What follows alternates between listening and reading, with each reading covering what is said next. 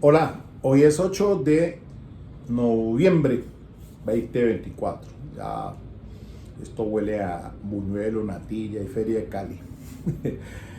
Muy bien. Ayer pues entonces presenté el alegato, pues eso fue ayer, eso fue el miércoles.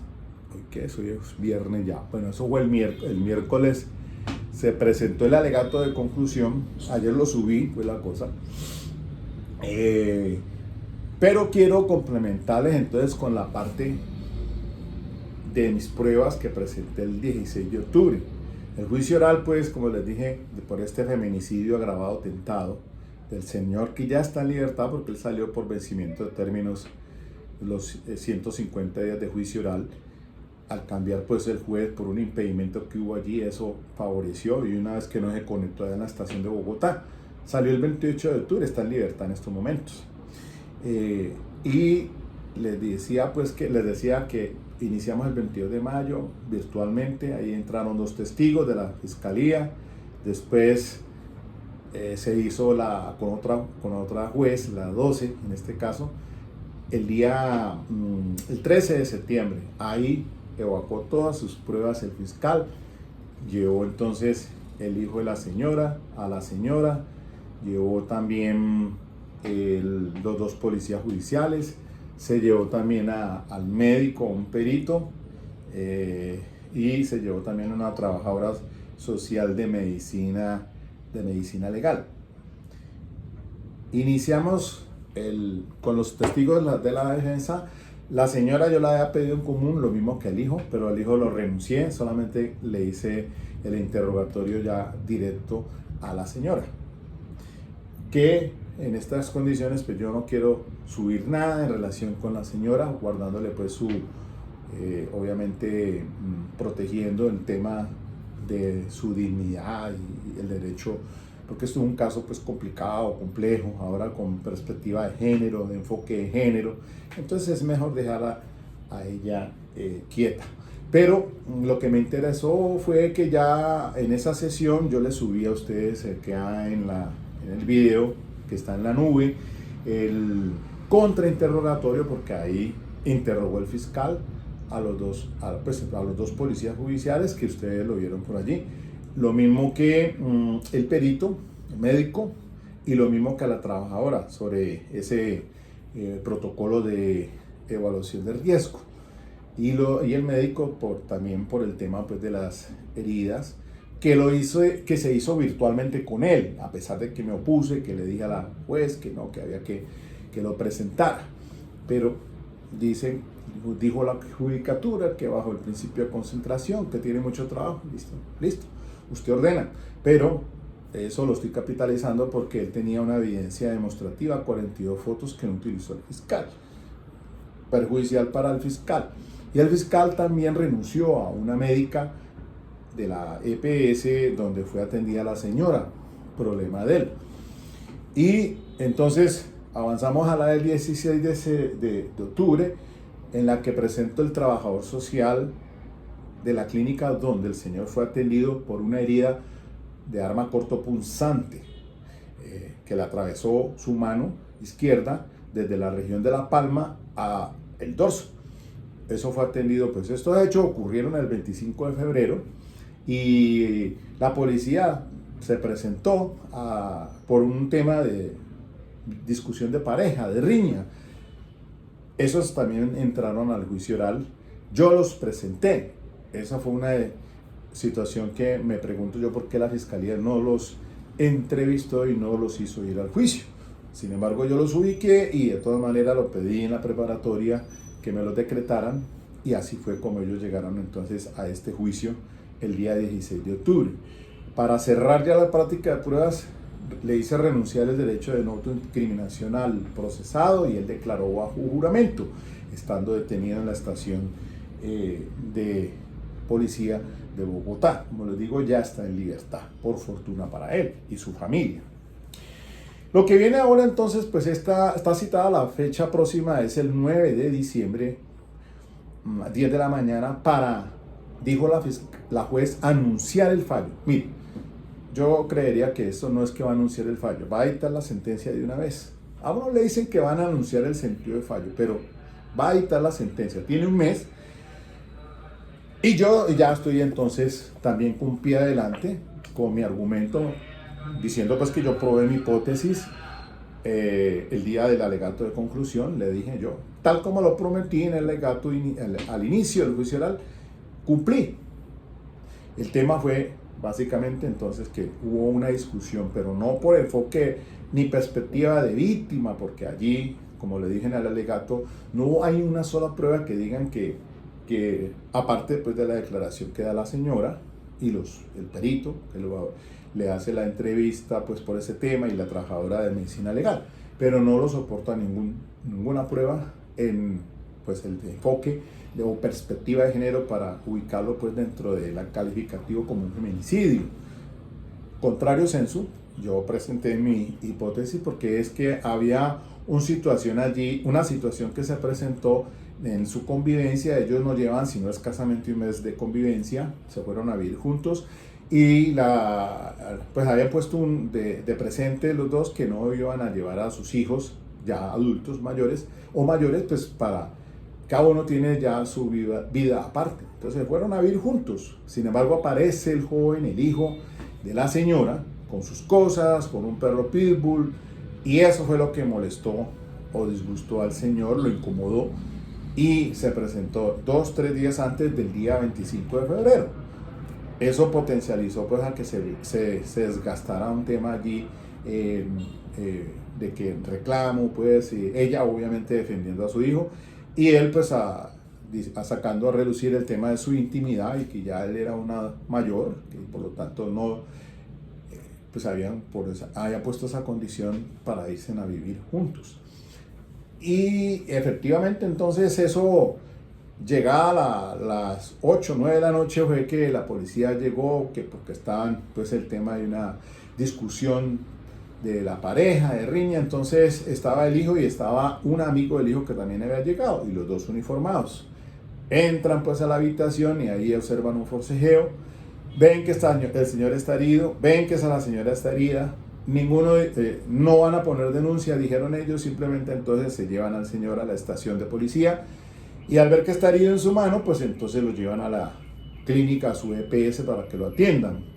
En tanto la señora, su hijo, la lleva a su EPS y también queda 2 días hospitalizado ambos, porque ella presentó una herida en la parte palmar de la mano, también izquierda, que necesitó sutura.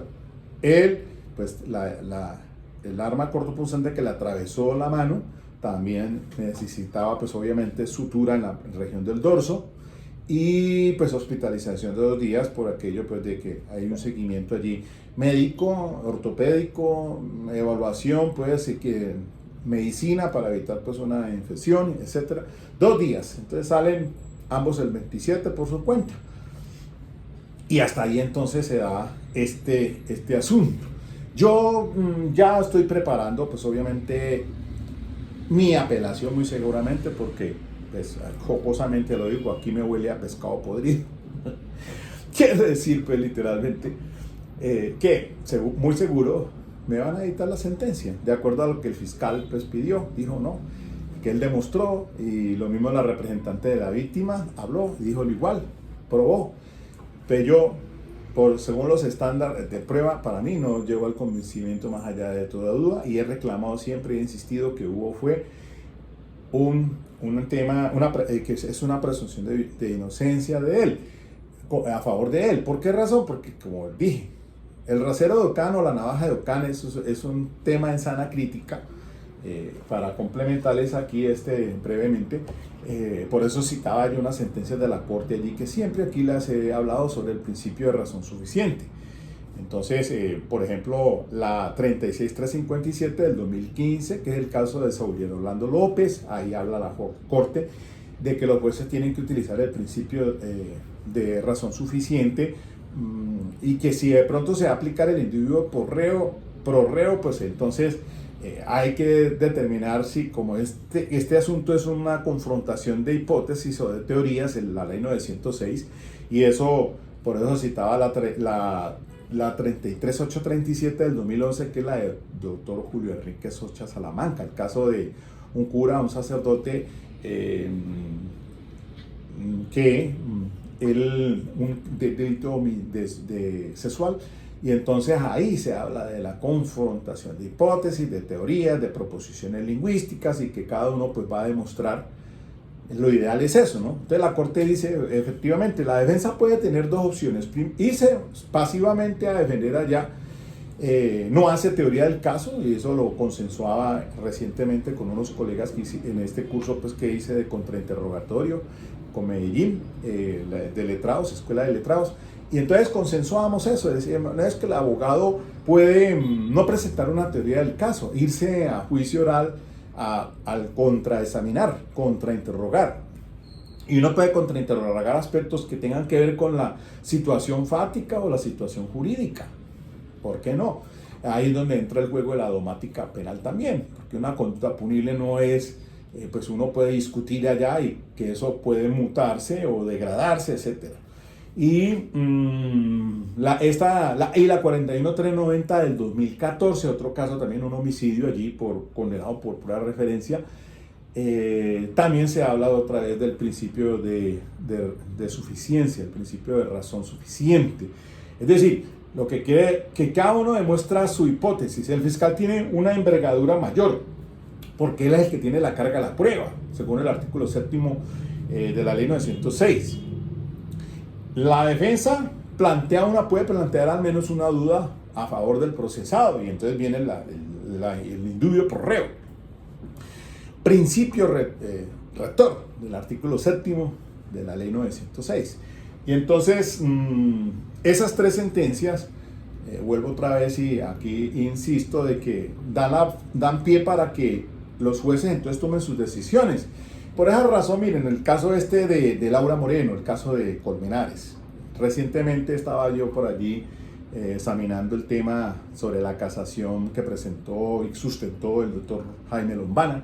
Y entonces, ese juzgado allá en Bogotá, eso fue en Bogotá, y entonces el juzgado de primera instancia dice, no, es que la fiscalía no probó la autoría material de Laura Moreno en ese homicidio. La defensa tampoco demostró, y estaba Jaime Granados cuando eso allí, y tampoco demostró el tema de la inocencia, presunción de inocencia. Sin embargo, se fueron por otra, el juzgado tomó en consideración otra decisión, hablando pues del principio de razón suficiente, porque el juez puede tener una tercera hipótesis, que yo no estoy de acuerdo con la defensa, con el fiscal porque no probó, que no estoy de acuerdo con la defensa que no probó, pero él puede considerar que los insumos o materiales de prueba que entraron al juicio le puede dar una tercera posición. Incluso el juez puede, si el defensor, por ejemplo, diga, no, es que no se trató de homicidio, sino no doloso, sino culposo, un ejemplo. Entonces uno puede hacer ese planteamiento, pero el juez puede decir, no, sencillamente aquí ni doloso ni culposo, y entonces toma decisión, pero tiene que tener su peso. Por esa razón el principio de razón suficiente. Cuando son conductas muy complejas, por lo menos la hipótesis que pueda demostrarla el fiscal a través de la prueba que llegue a juicio oral, pero si resulta una hipótesis planteada por la defensa que resista la crítica, que sea refutada, pero que alcance a soportar un mismo nivel de explicación, pues habría que acogerla. Entonces, ¿yo qué le dije a la jueza en este caso? Le dije, vea, señora juez, el rasero de Occam, un sistema epistémico en el tema de la sana crítica, ¿no?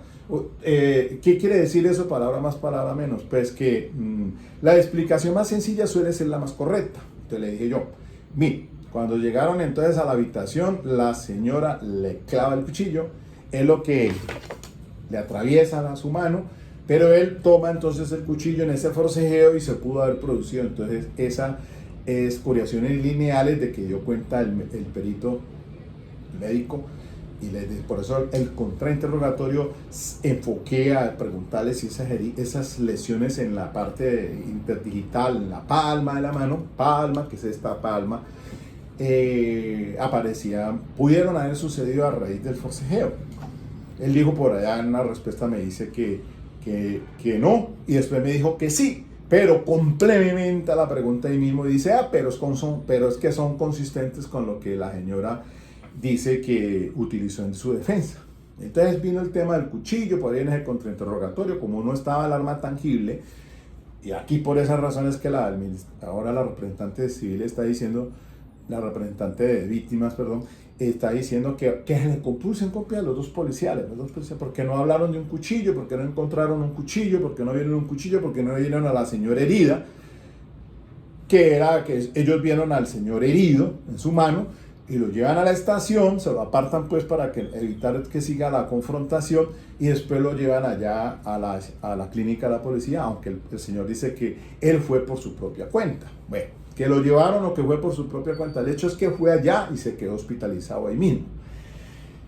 Y pues es que es lo que están diciendo los uniformados. Entonces la discusión, para volver al punto que decíamos en este conversatorio que tuvimos recientemente para ese seminario de una semana más o menos online, para el tema pues de los interrogatorios y contrainterrogatorios. Entonces la defensa puede optar solamente irse al juicio a contrainterrogar, a contraexaminar, atacar. Pero la Corte dice en esa sentencia 33.8, ¿qué es? La 36.357. A ver, yo estoy, espera a ver si yo les confirmo un momentico, porque siempre las tiendo a confundir. Pero la 36.357 es del 2011, esa es la del doctor Julio Enrique Socha Salamanca, confrontación de hipótesis. O sea que la 33.837 es la del 2015, esa es la de Saudiel Orlando, el caso del papá que mata a la niña de 5 años, es un caso muy, muy tristemente famoso, y ahí se habla pues del principio de razón suficiente. Entonces la 33.837 es del 2015 y la 36.357 es del 2011, el doctor Julio Enrique Socha Salamanca. Entonces, ¿qué dice la 36.357 del 2011? Dice que la Corte dice que si en caso tal que la defensa se vaya sin una hipótesis, es porque vea que la Fiscalía está muy endeble en su hipótesis para demostrar en juicio oral. Eso es lo que recomienda la Corte. Entonces, la discusión que teníamos acá sobre este asunto era, en los abogados decíamos, no, pero es que no hagamos una hipótesis allí al inicio del juicio oral. El fiscal es el que tiene el imperativo, artículo 372, sí o sí tiene que hacer una hipótesis, usted no la diga. ¿Por qué no la diga? No, porque de pronto no la puede cumplir o entonces no lo haga. Yo sí sabía que le iba a cumplir, porque tenía medios de prueba para poder demostrar que el señor tuvo una discusión 2 días antes por el tema del hijo, que no había sido una violencia sistemática durante una estadía de esa convivencia de un mes, y ese día 25 se desarrollaron esa riña. Allí, entonces, que no hay una perspectiva de género, porque la estaba sometiendo, que la señora dice que le esculcaba el celular, que le impedía que las amigas llegaran, en fin, etcétera, etcétera. Todo el tema de esa perspectiva de género de subyugar a la mujer. Pero entonces no, ese no fue el motivo. El móvil fue otro, por el hijo que llegó allí a aposentarse, a no hacer nada, y entonces él estaba incómodo, debe ponerte a trabajar pues, o qué es lo que vas a hacer, porque pues él llevando la papa para la casa y termine sus cosas, y cómo no, uno dice igualito. Si a usted le llega en su familia un hijo así, de esos que se acomodan allí y no van a hacer nada, pues obviamente que usted se va a incomodar. Y esa fue la discusión. Eso llevó a que se diera entonces finalmente ese rifirrafe ya el sábado, al mediodía, la señora, ella ahí sí reconoce incluso, en el mismo juicio oral, Pacho, por que favor. resulta de que ella al mediodía con el cuchillo ya de tanta cantaleta le había, así hacen el juicio, déjame tranquila, a la hora del almuerzo. Ahí arrancó la cosa. Ya por la noche entonces, pues cuando ingresan a la habitación ya, porque los policías le dicen, pues saque las cosas, señor, su ropa, o váyase para otro lado, evitemos aquí. Aunque ella dice que es al contrario, que es lo que los policías le han dicho a ella, váyase usted, llévese su ropa y el señor se iba a quedar allí. Sea lo que sea, entonces se van a la habitación y ahí entonces es que se oyen unos gritos y llegan el hijo de la señora, inmediatamente iba, ahí pegadito iba el amigo de la señora y ahí pegadito iban los dos policías. Todos no han dicho, sino en el juicio dijeron, no, es que nosotros vimos un forcejeo. Hasta virtualmente la primera sesión le pregunté al amigo del hijo que así, una pregunta abierta, dígame si usted vio con cuchillo en mano agrediendo, tratando de matar a la señora. No, un forcejeo.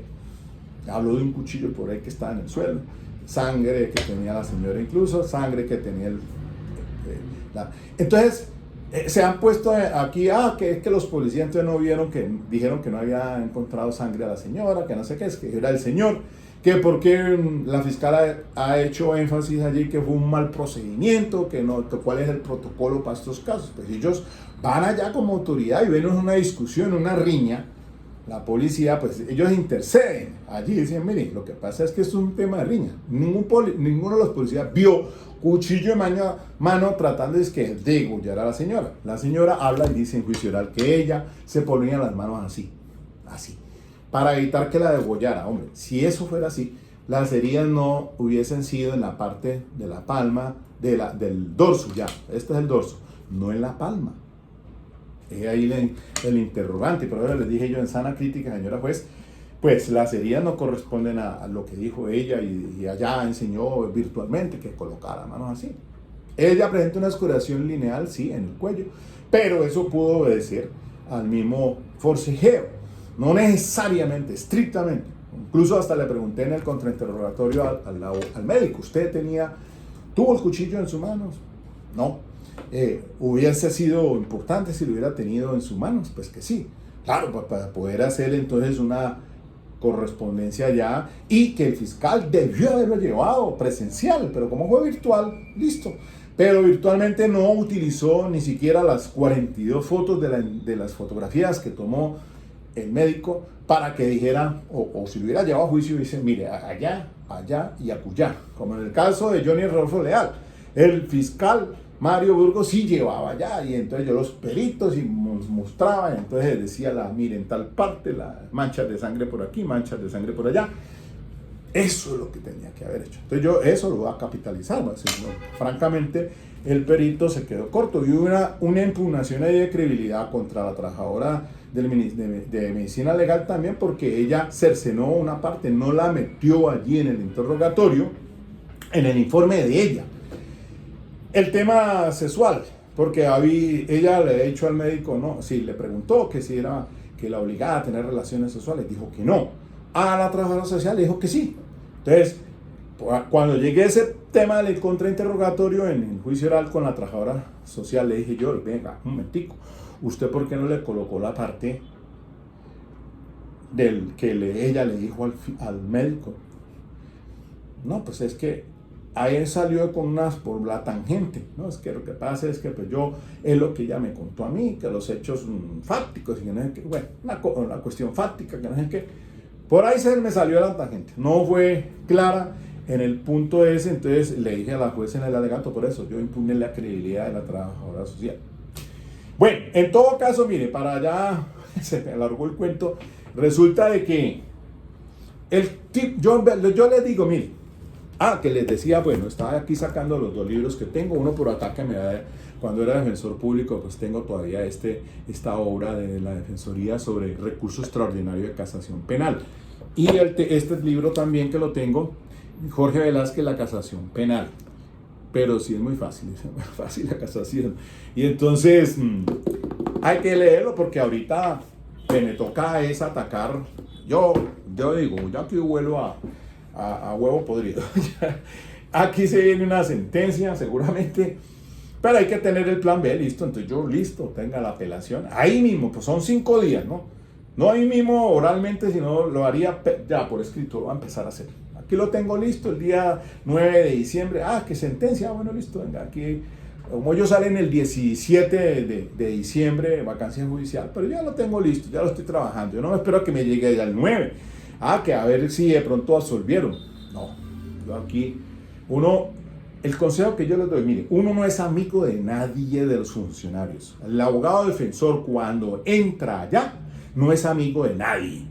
Esos son tips que yo le digo. Usted no es amigo del fiscal, usted no es amigo del Ministerio Público, usted no es amigo de la representante de víctimas, usted no es amigo del juez. Lejitos, mejor. Porque es su enemigo. Es su enemigo, entre comillas, en el tema pues, de la confrontación que se va a dar. Porque el fiscal va a defender lo suyo. A él le están pagando es para defender su rol. Al Ministerio Público, quizás el Ministerio Público puede hacer que él está en protección de los artículos 277, protección de los derechos fundamentales, pero a veces se van para un lado, se van para el otro. Y representante de víctimas, pues claro, ella está de acuerdo con el fiscal, o sea, son sus ojos, son sus oídos y es su boca a través del fiscal. Entonces, tienen en común algo, obviamente. Entonces miren ustedes que básicamente uno no puede irse confiado. No, entramos al estrado y cada uno tiene su rol. Así de sencillo. Y ser desconfiado, ¿no? Uno para qué va a decir, no, es que uno no, tiene que ir uno con la malicia indígena, tiene que ir adelante de las cosas. Preparado, sí, pero jamás descuidado, no, tiene que irse. Ayer estaba viendo entre otras cosas por aquí apunté unas sentencias, porque estaba viendo el caso de Uribe. Me pareció interesante, sí, a rato me lo veo por pedacitos allí. Jaime Granados, pues muy bien, el hombre, ¿para qué? Un gran profesional. Resulta de que pues está por aquí citando unas sentencias muy importantes sobre la juez, incluso citaba unas sentencias.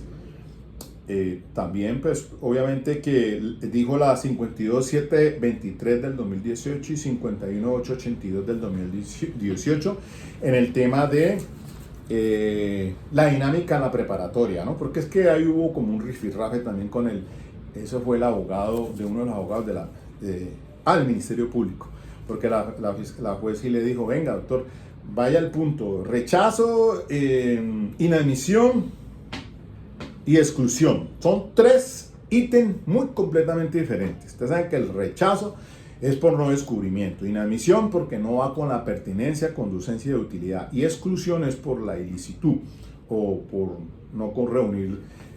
Ahí incluso uno observa que a veces como que no tienen claro y esas sentencias de la Corte Suprema de la doctora Patricia Salazar sobre el tema de la preparatoria. Y también después Jaime Granados habló de unas sentencias en el tema del perito, ¿no? El perito le hacía la explicación entre el artículo 413, 414 y 415. Ese perito, porque citaba esta sentencia, SP 399 del 2020 de la autora Patricia, el radicado 54.660 del año 2021 de la autora Patricia Salazar, y otra reciente 55.754 del 21 del magistrado Gerson Chaverra. Estas aquí se las dejo pues para que si de pronto las consulten. Y entonces explicaba ahí, porque ya están quedaron en stand-by, hoy no hay, dijo la juez que hoy no hoy se iba a tomar el día, claro, porque ya entonces tiene que resolver. Y resuelve, ya deja para dejó para los días, dejó para el 20, 21 y el 28, si mal no estoy. Ya dejó para resolver entonces esos días sobre ese tema, rechazo, inadmisión y exclusión. Muy importante, entre otras cosas, porque pues hasta... pues ahí se ha demorado bastante, pero creo que se han dado incluso las garantías desde que la tutela a favor le resultó de Álvaro Uribe. Bueno, sin más entonces les decía eso, ya después de tanto de comentarles algo, pero escuchemos un pedacito aquí de este señor, porque en esto me tengo que ir. Él es trabajador social de allá de la clínica nuestra, todavía trabaja allá, y entonces esa noche que ingresó el señor el 25 de febrero, estuvo el 26 y el 27 salió. Él el 27 pues lo atendió y deja una nota en la historia clínica, los motivos y las razones por las cuales ingresó, y cuál es su labor que cumple allá, porque también tiene que ver con el tema de un grupo interdisciplinario que atienden personas que van por violencia intrafamiliar, por químicos, bueno, etcétera, etcétera. Escuchémoslo un momentico ahí. Este es el interrogatorio directo que lo hago yo lo ofrecí. Y van a escuchar también el contrainterrogatorio del fiscal. Hubo una situación allí que no me pareció de la judicatura, porque ni siquiera el fiscal debiendo objetar no objeta, pero la juez hace la observación, pienso yo que, pero ¿cómo así? Y es un tema donde aquí aclaro algo, porque es que los peritos rinden un informe, ¿no? El informe pericial, del que hablaba incluso Jaime Granados por esas sentencias que les decía, puede incluso presentarse 5 días antes del juicio oral, y ese informe es para refrescar memoria o impugnar la credibilidad. Entonces, y el tema de la idoneidad del testigo, etcétera, etcétera. Pero entonces, ese informe le sirve para eso, para refrescar memoria e impugnar la credibilidad. Lo que cuenta es lo que se declara ya en el juicio oral. Eso es lo más importante. Y entonces, el señor, pues, yo tengo una historia clínica que se la descubrió el fiscal. Lo mismo que le descubrí una denuncia por violencia intrafamiliar que interpuso este señor cuando salió de allá de esa clínica.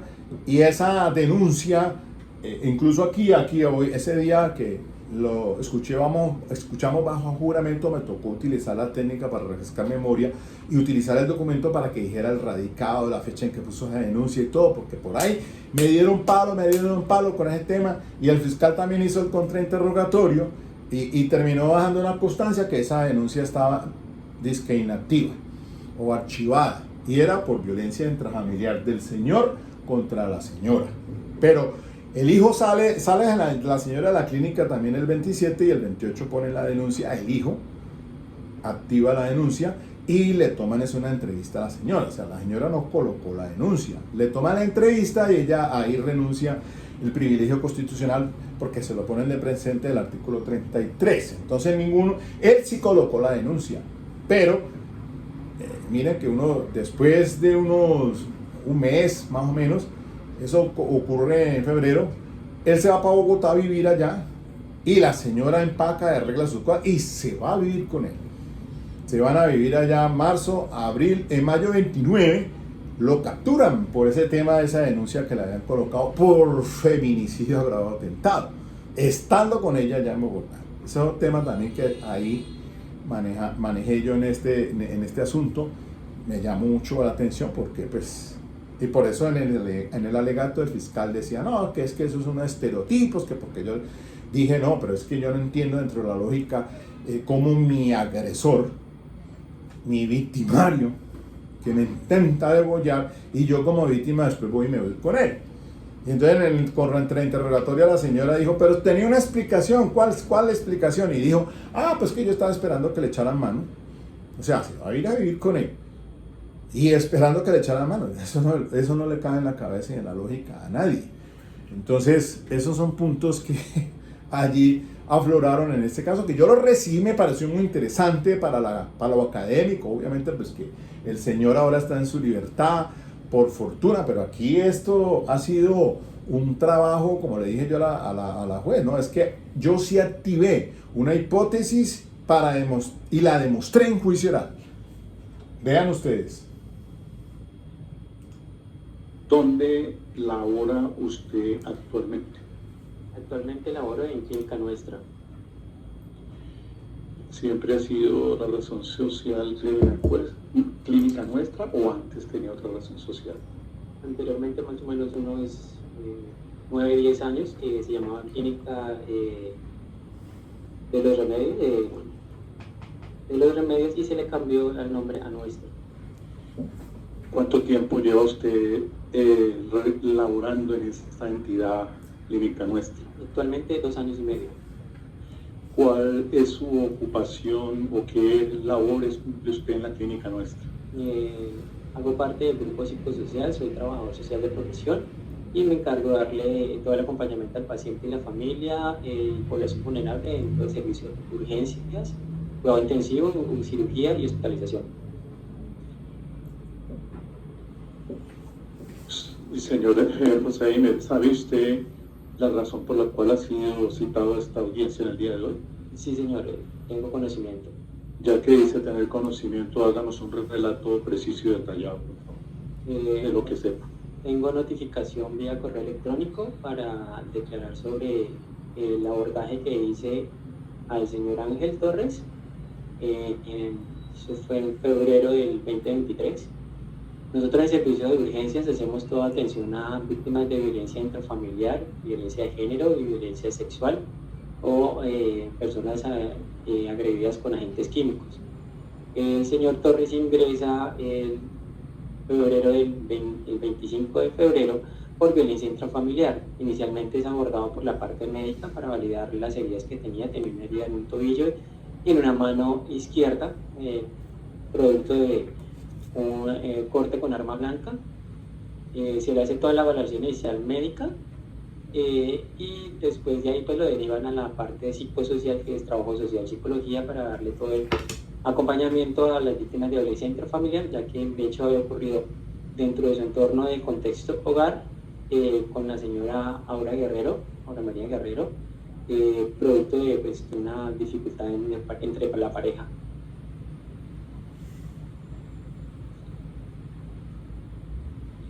Señor John M., le pido el favor que cuando le pregunte, conteste o ponga la mirada a la señora juez, por favor.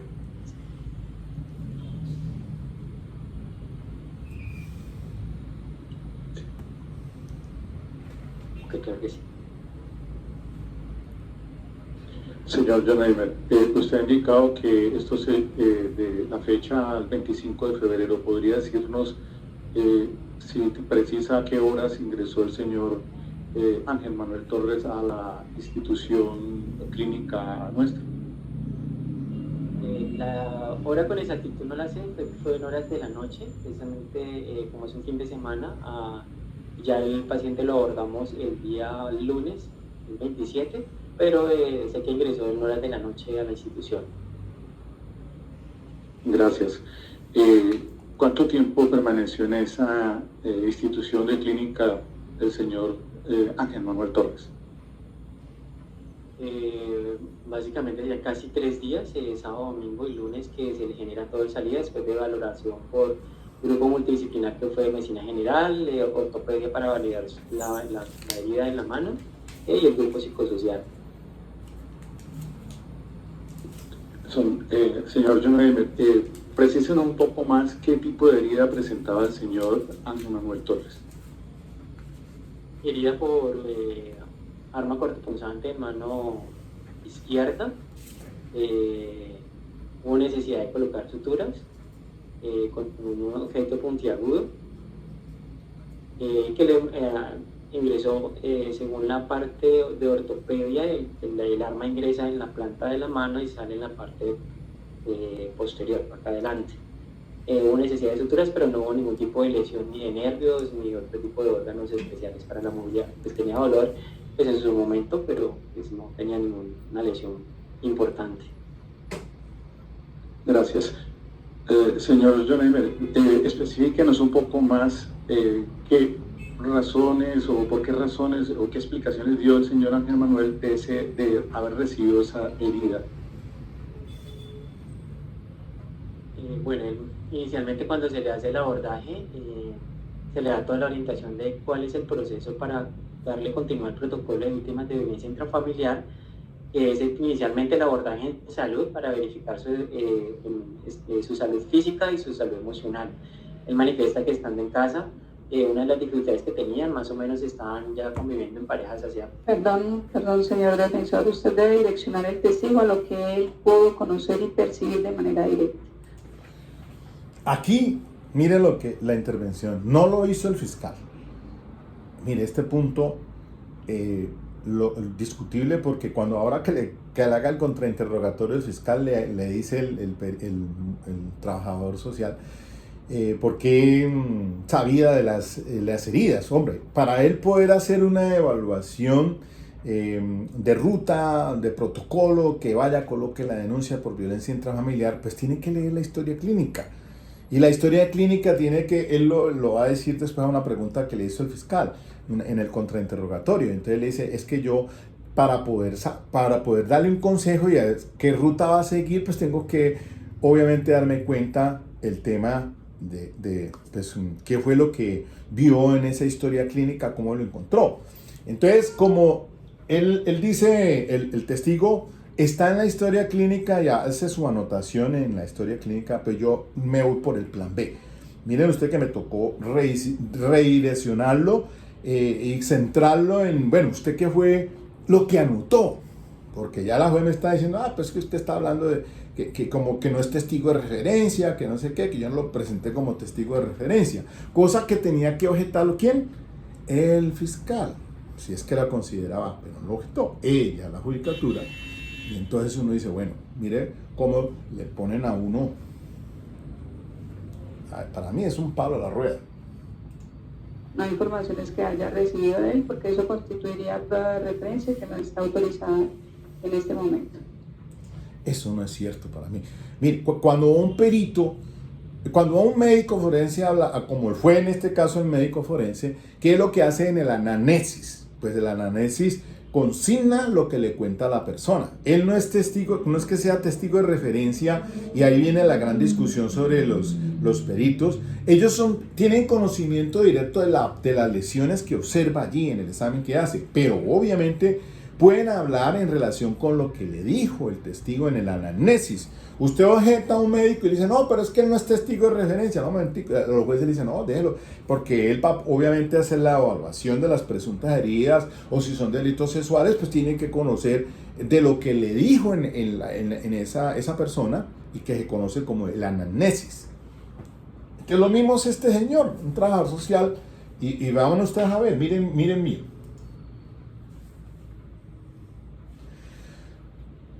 Ok, sí, señoría. Usted entonces, señor John M., nos ha dicho que pues, dejó alguna constancia sobre esta interconsulta en algún documento. Interconsulta. Sí, nosotros tenemos un aplicativo que en la historia clínica se llama Hospital, y ahí se deja todo el registro de todas las acciones que se hace con el paciente, de todos los profesionales. Médicos, enfermeros, etc. Básicamente, ¿qué fue lo que usted consignó en esa interconsulta, en ese informe que usted reporta? Por favor. Sí, es que me tocó cambiarle el chip, porque ya la juez está diciendo que usted está hablando de cosas que le contó la señora. No, entonces, pero usted qué fue lo que colocó allí. Oigan. Por favor. Básicamente es la agresión que hubo con la señora Aura por un conflicto de su hijo. Él había llegado a vivir en su domicilio. Perdón, nuevamente debo llamarle la atención a un testigo. ¿Es lo que a usted le consta respecto? Que le consta, pero si es que le está diciendo ella, y él deja esa anotación en la interconsulta. Eso, obviamente que él puede hablar sobre lo que él consignó en su interconsulta. Y entonces, miren ustedes, y sigue la juez insistiendo. Para mí es una gran equivocación. Excúsenme, lo digo aquí al aire libre, al aire. Con todo respeto, que cuando entonces el fiscal hizo el contrainterrogatorio, pues obviamente yo lo dejé porque ahora se van a dar cuenta, le voy a decir, no, es que yo revisé la historia clínica, y para poder yo entonces hablar de lo que estoy hablando, me di cuenta que el señor ingresó al hospital, a qué horas, o que ingresó tal día, por qué ingresó, qué fue lo que el médico lo atendió, por qué lo atendió, porque si es del grupo para violencia de género, violencia intrafamiliar, delito sexual o químicos, cuando él tiene que decirle, bueno, esto va a suceder, ponga la denuncia, etc. Vamos a ver. Toda esa valoración, o sea, aspectos que usted no haya visto, que a usted no le conste, no puede dárnoslos acá a conocer, porque eso es prueba de referencia, señor defensor, no está permitido en este juicio. Es que no está permitido eso. ¿Cómo así que no? Pues eso obviamente es su trabajo, pues. ¿Cómo me va a decir eso? Entonces, ahí sí no estoy de acuerdo, porque pues obviamente él tiene que hablar de lo que lo vio ahí. Entonces, bueno, cuénteme qué fue lo que le viste entonces a él, pues, o sea, centrarme en eso. No, porque ¿qué queda la investigación? Una investigación, uno tratando de, obviamente, demostrar aspectos importantes Sin embargo, miren ustedes, se dio, seguimos y muy bien el testigo, con mesurado, con creíble, como siempre se lo dije, es que es creíble lo que él dice, es su trabajo, es una persona que ni siquiera yo le tomé la entrevista a él. Miren ustedes, y cuando yo llegué a este caso, entramos a la preparatoria y yo pedí suspensión porque dije, tengo que estudiar para mirar a ver qué es lo que hay. Pero la Defensoría Pública, porque este caso es de Defensoría Pública, llegó hasta una preparatoria y pidió aplazamiento. Después yo llegué, soltaron el negocio y entonces dije, no, pues pido otro aplazamiento. Y entonces por eso nos fueron 5 meses y no pudimos pedir la libertad por el tema del año. Pero bueno, y entonces yo dije, no, pero ya que yo no puedo tomar entrevista de ese investigador porque ya me había pasado, ya estábamos en preparatoria, ¿dónde me va a buscar a este señor? Ya cuando después me lo decretó en la preparatoria la juez, yo me fui para la clínica y hablé con él. Y dije, bueno, va a ser citado usted para declarar sobre el punto, sobre esto que usted tiene conocimiento. Con los policías le fui a la estación también del Guabal y hablé con uno de ellos, porque el otro no lo encontré, estaba de servicio él, y también le dije, mira, hay un caso así que tú conociste, le mostré el libro de población que me había descubierto la anotación de la fiscal, del fiscal, porque el fiscal fue inicialmente uno, llegó después el doctor Giraldo que está allí, la juez inicialmente fue una, la 11, ahora está la doctora que está allí, y entonces yo le dije, nada, el fiscal incluso cuando ya iba para juicio me dijo, ¿usted tiene entrevista? Le dije, no las tengo. Entonces discutíamos eso en el conversatorio ese que tuvimos. Bueno, ¿quién es el que presenta las entrevistas? Sí o sí, el fiscal, por el 347. Él tiene un imperativo porque puede hacer que ese testigo se le eche para atrás. Entonces él tiene que activar el tema de ese del testimonio adjunto y él juega más prácticamente con esas entrevistas. Diríamos nosotros que si tenemos uno como abogados, defensores, vamos a llevar un testigo porque ya él va a declarar y seguramente no se nos va a retratar. Entonces, por ende, creería yo, y ese es el consejo que decía mamá, no, pero no hagamos entrevistas, entonces vámonos al juicio oral. Porque si le vamos a dar la herramienta entonces al fiscal para que él llegue y ataque en el contrainterrogatorio y busque por ahí, pues entonces por estrategia no lo hagamos. Y eso consensuábamos, eso es lo que te estoy diciendo del conversatorio que tuvimos. Entonces, cuando llegan a esa acusación uno dice, bueno, pero usted, el fiscal, ¿usted tiene pruebas para descubrir las declaraciones que tomó? Pues si las tiene, hágalo. Si no, no, porque entonces llega a la preparatoria y el fiscal le puede pedir el rechazo y decirle, es que usted no las descubrió. Cuando yo le dije allá en la acusación atrás, usted no las descubrió. Entonces, ¿qué hacemos? Pues si las tiene y no las va a utilizar para refrescar memoria y imponer credibilidad, pues cuídese. O si las va a utilizar, descúbralas. Si usted está muy firme con ese testigo, no importa que el fiscal contrainterrogue, pues listo, dese la pela. Para eso entonces están los mecanismos técnicos. Entonces esa es una inquietud ahí que quedó así latente. Oral, no se ha decretado el testigo como testigo de referencia. Si usted lo ha solicitado para acreditar otros aspectos, por favor direcciónelo a ellos. Sí, gracias. De todas maneras me quedó ya allí. Contestó la pregunta. Un problema con el hijo, la señora ya lo dijo. Ahí quedó. El fiscal no objetó, la juez lo hizo, pero quedó. En el registro queda allí y hay que hacerlo valer. Señoría, puntualmente, señor John Eimer, ¿qué pudo usted observarle al señor John Eimer cuando usted lo atendió? Cambio la dinámica. Con esas heridas. Objetó el fiscal. No es médico, así creo. Bueno, desde la parte que yo hago, identifiqué que la agresión ocurrió en el contexto hogar y se le dio todo el direccionamiento para que hiciera toda la ruta de atención y en fiscalía. Se le hizo contención de su parte emocional y se le dio algunas herramientas para poder resolver conflictos en pareja y se le dio pues la indicación de todo el proceso que tenía que hacer con fiscalía por agresión intrafamiliar. Gracias. Gracias. ¿Usted concretamente sabe si el señor Ángel Manuel hizo todo lo del protocolo que usted le sugirió? No, nosotros hacemos seguimiento a los pacientes después de la consulta para garantizar que el protocolo se cumpla o al menos para que la víctima se encuentre bien, porque se mandan con seguimientos por consulta externa. Tuve contacto con el señor Ángel después de que salió de la institución, me di cuenta que se fue hacia Bogotá, pero nunca hizo ningún proceso judicial.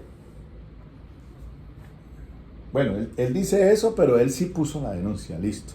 Allá la denuncia quedó porque incluso cuando entró el policía judicial de la fiscalía, en un informe él había colocado allí 2 SPOA en su investigación. El SPOA por este feminicidio y un SPOA porque le aparecía al señor, pero no como victimario, sino como víctima por violencia intrafamiliar.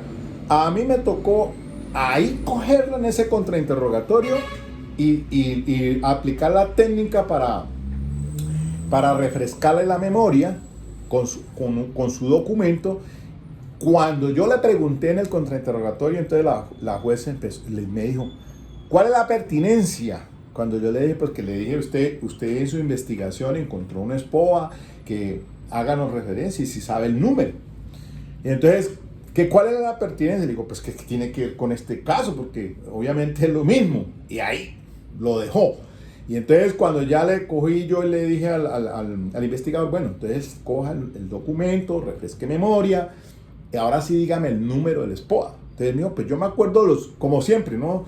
Después del año 2023 aparecen los otros dígitos que es el SPOA, listo, dígamelos. ¿Y qué delito? Violencia intrafamiliar. ¿Y quién es el victimario?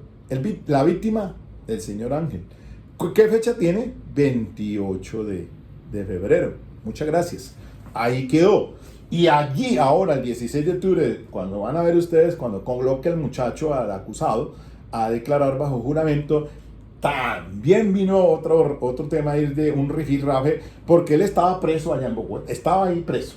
Y entonces yo le dije, le mandé esa denuncia, el radicado de esa denuncia se le entregó al fiscal, él la tenía. Lo mismo que la historia clínica del señor. Ya, eso se lo entregué, se lo descubrí. Y entonces se lo había enviado a él. Entonces cuando le pregunto yo a él, pues si sobre el tema de la denuncia, para que dijera el SPOA, la juez me dice, mándeselo, defensor, mándeselo como esto es virtual, entonces que se lo mande en PDF. Que lo mande en PDF. Ya lo tiene allá. ¿Cómo así que lo tiene allá? Digo, sí, lo tiene allá, pero no lo tiene allí en estos momentos, ahí no lo está utilizando. Hay que llamar a la gente de policía que está allá para que le entregue el documento. Y ahí, ¡pum!, lo dejó. A pesar de esa vaina, dejó. Y ahí entonces fue cuando él llegó y cogió su denuncia, dijo, sí señor, tal fecha, en violencia, esta fue la que yo coloqué. Y entonces al final en el contrainterrogatorio, como van a escuchar, el fiscal dice, dejo constancia que está inactiva la denuncia. O sea, trató en el contrainterrogatorio de decir que había perdido interés. ¿Que por qué perdió interés? Digo, lo objetaba, no señor, ¿cuál interés? ¿Que perdió interés? Él se fue para Bogotá a vivir allá. No es que le perdió interés, no fue a medicina legal, los dieron los oficios, no fue. Él puso la denuncia y se fue para Bogotá, pero no fue a medicina legal, no fue, pues, no lo hizo. ¿Por qué? Listo. Parece ser que como que los dos, bueno, borrón y cuenta y nos vamos. Y ella al poco tiempo se va a Bogotá, que es cuando entonces le echaron mano allá en Bogotá, desde el 29 de mayo del 2023 hasta ahorita el 28, llevaba 17 meses preso allá en esa estación de policía. Señor John Eimer, aparte de la herida en la mano, ¿usted pudo constatar o verificar si el señor Ángel Manuel tenía algún otro tipo de lesión? Objeción, su señoría, él no es médico tratante. No lugar. Mire quién objeta. La representante civil. ¿Usted creen que ella tenía que objetar? Ella no puede objetar. El que puede objetar es el fiscal. Y entonces la fiscal, pues, bueno, la juez dice, no al lugar. Bueno, y miren los chascos que le pasan en esta vaina. Los únicos que objetan es el fiscal y la defensa, porque somos los que están transados. Como les dije, los ojos y la voz la tiene el fiscal, el representante de víctimas. Ahí ni pregunta ni puede objetar, eso lo hace es el fiscal. Si no, eso se nos volvería, entonces imagínese usted. Incluso en las preguntas complementarias, ¿quién las hace? La juez y el Ministerio Público, por ley. Puede contestar. Tenía una herida en un tobillo y en la mano. Eran las dos, en el momento las dos heridas que Tobillo y estaban la mano. dentro de la institución.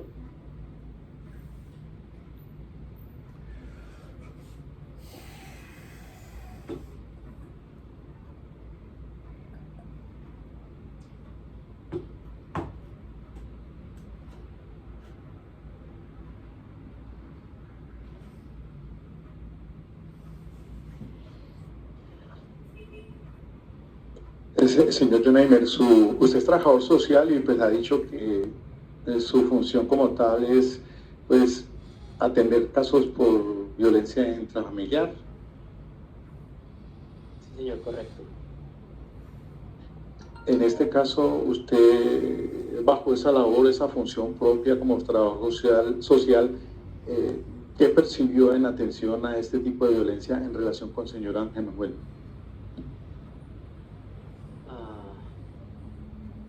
Si recuerdo, Tristeza. el señor Ángel en ese momento estaba los sentimientos de tristeza, de minusvalía,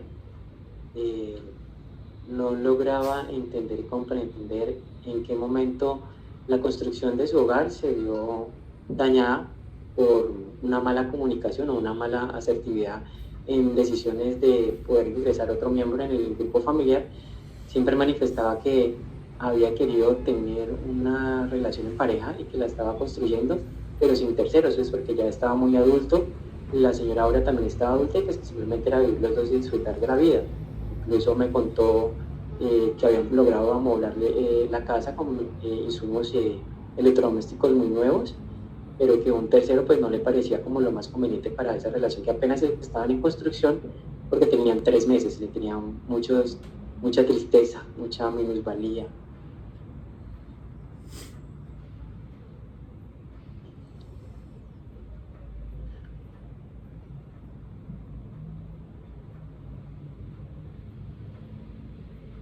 No más preguntas, su señoría. Ahí viene todo el contrainterrogatorio del fiscal. A ver. Si le concede el uso de la palabra al señor fiscal para el contrainterrogatorio. Gracias, su señoría. Buenos días, señor John Eiber Vázquez. ¿Cómo está? Mucho gusto. Buenos días, bien, gracias. Mi nombre es Recuerden que ahí usted tiene que estar las pilas. Yo tenía listo el botón para objetar. Lo que fuera preguntas impertinentes o confusas, ambiguas, todo ese tema de las objeciones, usted tiene que tenerla ya en su cabeza y atacar. Víctor Giraldo, soy el fiscal que adelante el caso. Usted indicó, señor John Eiber, que trabaja, o su función especial es trabajador social de la clínica nuestra, ¿verdad? Sí, señor, correcto. Y que llevaba pues 2 años realizando esta función como tal. Sí, señor, dentro de la empresa llevo 2 años y medio. Y hace parte adicionalmente de un grupo social en el área de urgencias, entiendo. Sí, hago parte del grupo psicosocial llamado Grupo de Salud Mental. Indica entonces por qué razón, John Eiber, usted realiza, si su función como tal es trabajador social, ¿por qué realiza algún tipo de actividad frente a la valoración física de la persona? Mire la pregunta que hace.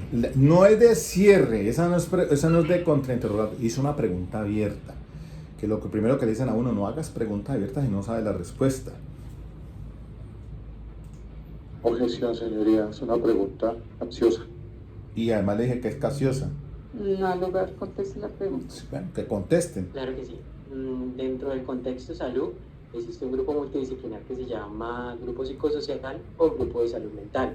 Según el protocolo de atención para víctimas de violencia intrafamiliar o víctimas de violencia de género o violencia sexual,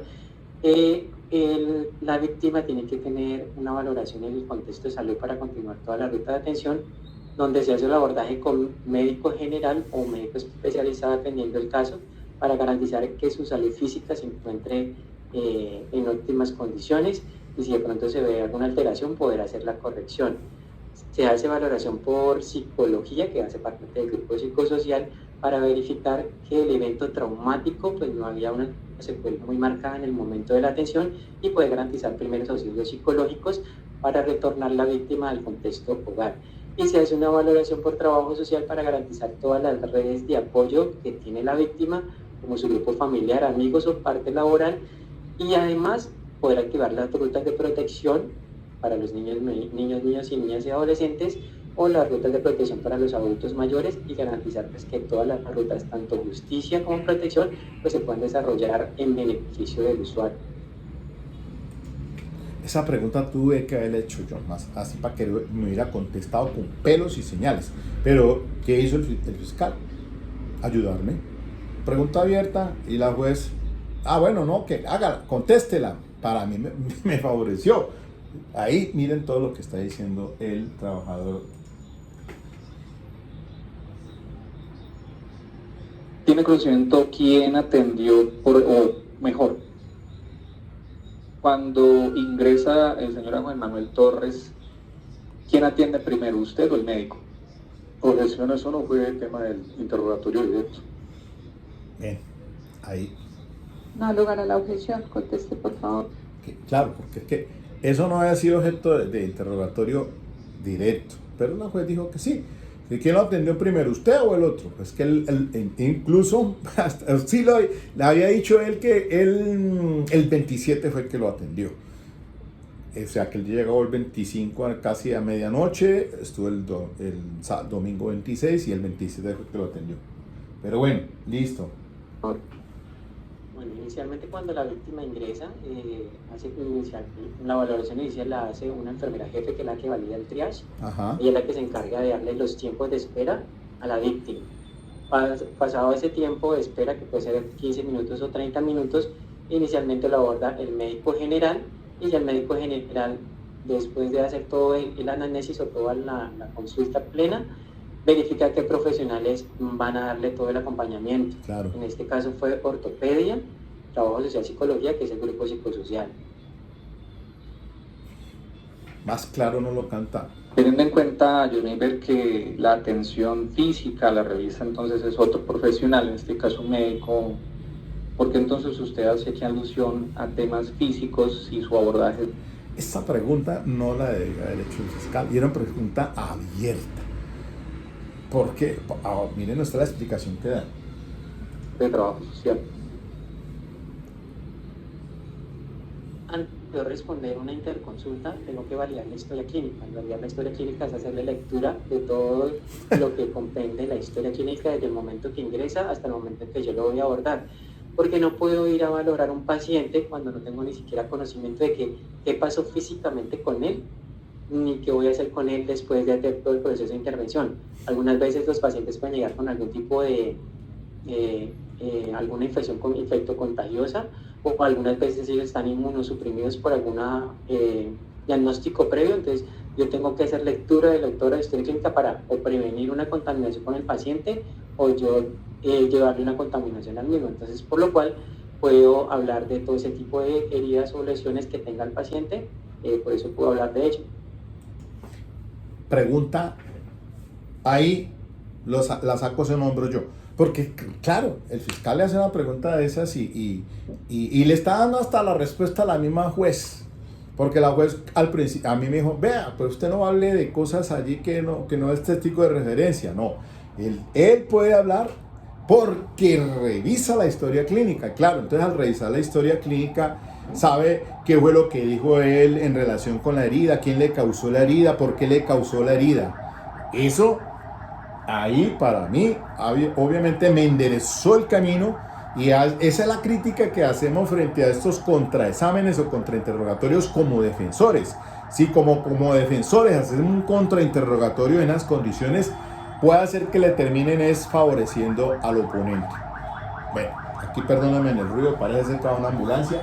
Voy a dejar hasta acá porque tengo que retirarme y dejo ya aquí cerrado con el tema del trabajador social y vendrán los dos policiales que también quiero que los escuchen ustedes y por último el señor Ángel.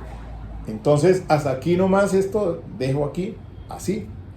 Espero que les sirva todo y vayan mirando ustedes entonces por qué razón mi alegato así y qué es lo que yo quiero, por qué estoy hablando de una explicación sencilla, siempre suele ser la correcta. A él lo agreden con el cuchillo, en la reacción, él tratando de quitarle el cuchillo, se produce un forcejeo y ahí se producen ese tipo de lesiones. Para mí nunca un intento de homicidio, y menos de un feminicidio, porque no está comprobada aquí por ningún lado el tema de la sumisión, de someterla, de perspectiva de género. Es un tema, como lo digo, aquí esto, y los policías dicen es que el problema era por el hijo. Entonces, vayan viendo ustedes y hagan sus propias conclusiones. Pero bueno, yo sé que a cada uno dice, a uno le salen decisiones que posiblemente yo no estoy como muy, como estaba, como cuando entré a la petición de libertad por el vencimiento de término. Yo no iba como dije, hasta no lo van a alargar. Lo dejaron libre, el juez tomó su decisión. Sí, señor, 150 y pico más de los días, que porque cambió una juez que se declaró impedida, que porque otro día no lo conectaron en la estación. Es más, ahí paré de contar. 150 días, la ley, así está, y ojalá todos los jueces fueran así, sin ponerse a pensar. Y ya le mandaron el comunicado a la juez, quedó en libertad por decisión del juzgado 15 penal municipal. Y entonces, en este caso yo sé que de pronto le tiran a uno, ¿qué decisión puede tomar?